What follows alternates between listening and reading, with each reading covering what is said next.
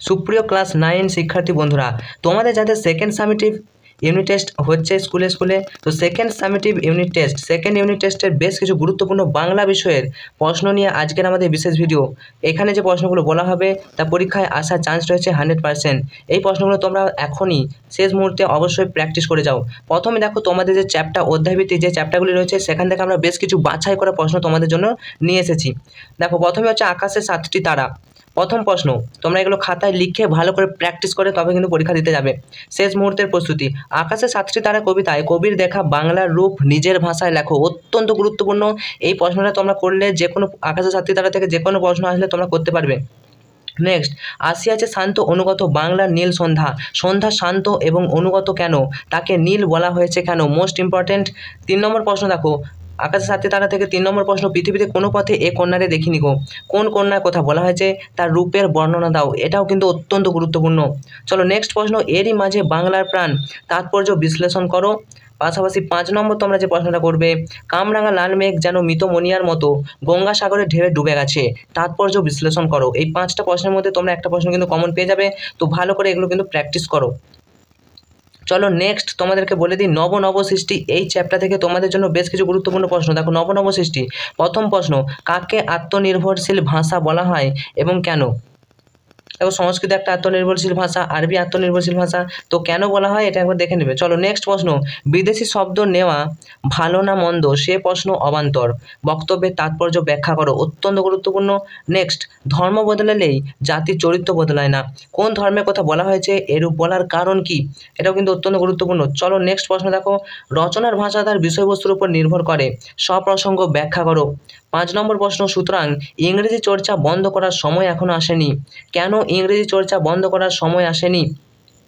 তো এই 5টা প্রশ্ন ছিল অত্যন্ত গুরুত্বপূর্ণ। এই প্রশ্নগুলো অবশ্যই শেষ মুহূর্তে প্র্যাকটিস করে যাবে। পাশাপাশি তোমরা টেক্সট বই তো পড়ছোই, এই প্রশ্নগুলো অবশ্যই প্র্যাকটিস করে খাতায় লিখে নাও। নেক্সট দেখো চিঠি থেকে বেশ কিছু প্রশ্ন।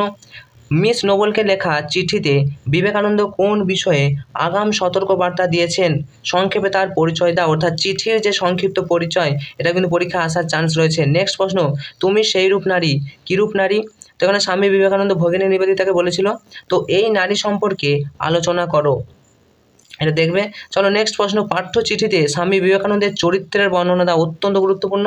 টিকা লেখো, কল্যাণিয়া Miss Noble, Mrs Sevier, Miss MacLeod. এটা তোমাদের পাঠ্য বই কিন্তু ভালো করে দেওয়া আছে টিকাগুলো। 5 নম্বর প্রশ্ন, এদেশে এলে তুমি নিজেকে অর্ধ উলঙ্গ অসংখ্য নরনারীতে পরিবেষ্টিত দেখতে পাবে, তুমি কে? বক্তা এমন কথা কেন বলেছেন? এ প্রসঙ্গে বক্তার সমাজ ভাবনার পরিচয় দাও। এটাও কিন্তু অত্যন্ত গুরুত্বপূর্ণ। তারপরের প্রশ্নটা দেখো অত্যন্ত গুরুত্বপূর্ণ, তোমাকে নিজের পায়ে দাঁড়াতে হবে। উক্তিটি কার? বক্তার এমন মন্তব্যের কারণ কি? তো এই কটা ছিল চিঠি থেকে এই প্রশ্নগুলো, অবশ্যই তোমরা প্র্যাকটিস করে যাবে শেষ মুহূর্তে। এবার দেখো আবহমান যে অধ্যায়টা রয়েছে সেখান থেকে।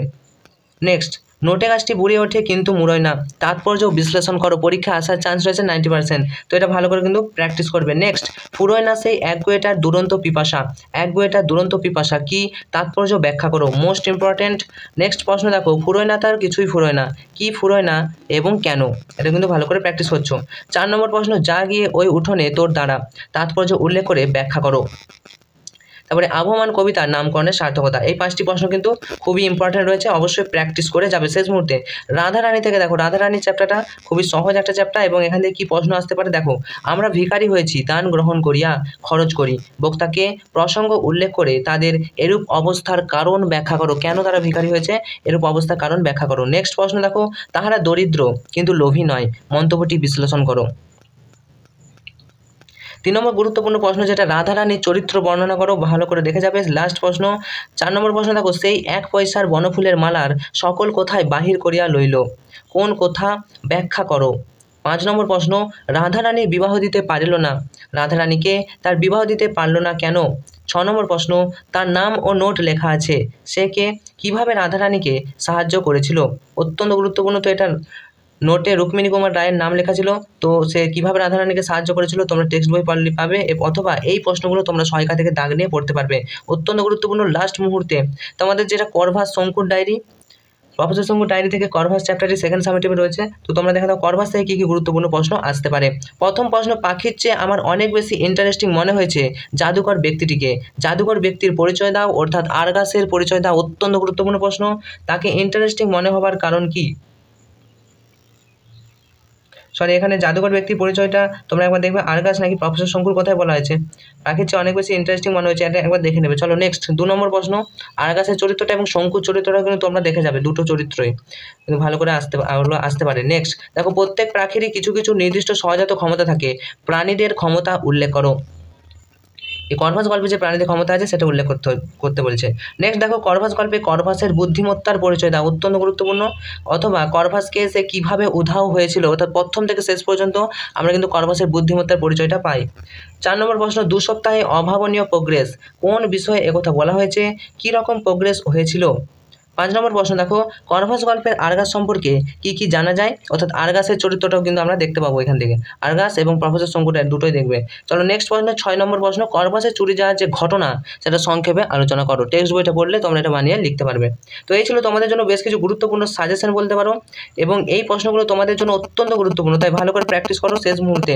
অবশ্যই তোমার বন্ধুদেরকে ভিডিওটা শেয়ার করে দিও, আর ভিডিওটা ভালো লাগলে অবশ্যই লাইক করো, আর পরীক্ষার পরে অবশ্যই জানাবে আমাদের এই সাজেশন থেকে কমন এসেছিল কি না। তো পরবর্তীতে তোমাদের কি পরীক্ষাটা হচ্ছে কমেন্ট করে জানাতে ভুলো না। আজকের মতো ভিডিওটা এখানেই শেষ করছি। Enjoy exam, all the best.